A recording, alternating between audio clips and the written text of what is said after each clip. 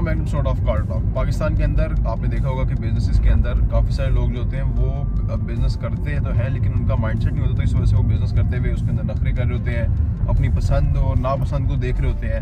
मतलब वो जो अगर उनका कोई ग्राहक आ रहा है तो ग्राहक को पसंद करेंगे, पहले कि मुझे पसंद है तो मैं इसका काम करता हूँ, नहीं तो वरना मैं नहीं करता इसका काम।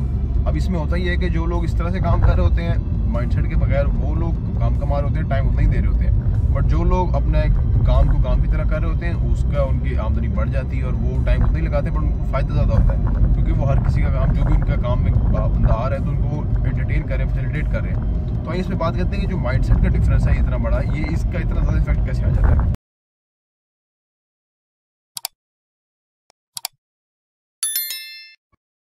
अस्सलाम वालेकुम रहमतुल्लाहि व बरकातहू। देखिए जी, एक होता है बिजनेस माइंडसेट, एक होता है फिक्स माइंडसेट या सेफ माइंडसेट, आप ये कह लीजिए। ये वाली अप्रोच जो है ना नौकरी में चलती है, क्योंकि वहाँ आपका फिक्स है, थोड़ा काम करेंगे तो फिर भी इतना ही मुआवजा है, ज़्यादा करेंगे फिर भी उतना ही मुआवजा है। यही नुकसान हो जाता है नौकरी में ज़्यादा अरसा रहने की वजह से।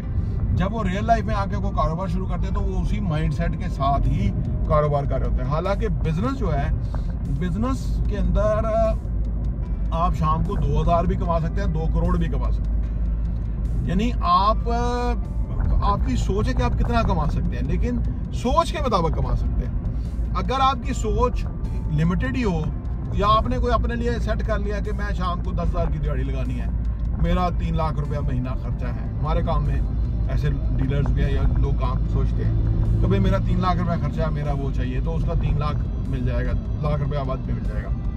अगर किसी की ये सोच है कि उसको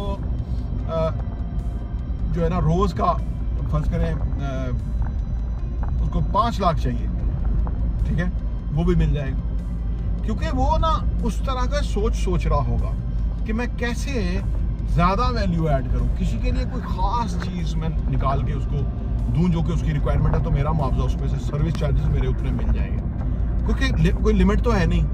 अनलिमिटेड पैसा आप कमा सकते हैं बिजनेस में।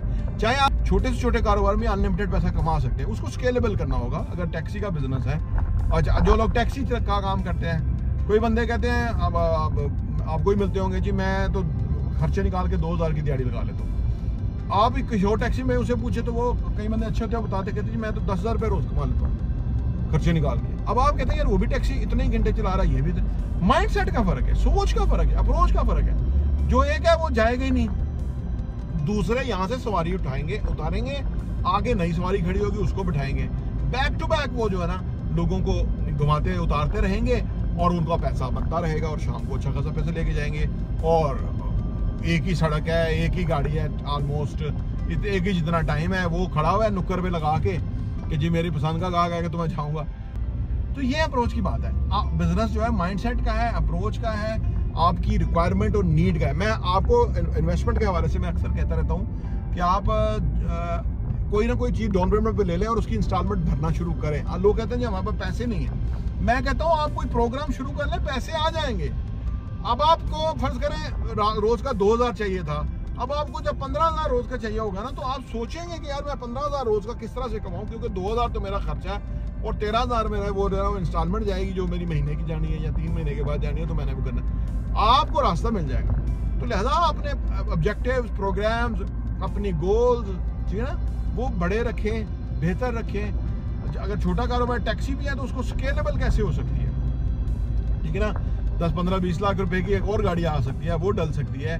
कोई इन्वेस्टमेंट लेके वो डाली जा सकती है गाड़ी, उसके ऊपर वो उसको कोई प्रॉफिट के अंदर शेयर बेसिस पे उसको दिया जा सकता है, क्योंकि लोगों के पास पैसा तो होता है, उनको बंदा चाहिए होता है जो कि उस गाड़ी की टेक केयर भी करे ना। ये नहीं कि गाड़ी डिप्रिशिएट होती रहे और एंड ऑफ द डे वो गाड़ी जो है वो वैल्यू घटा जाए, उससे लोग इसलिए नहीं देते किसी को गाड़ी।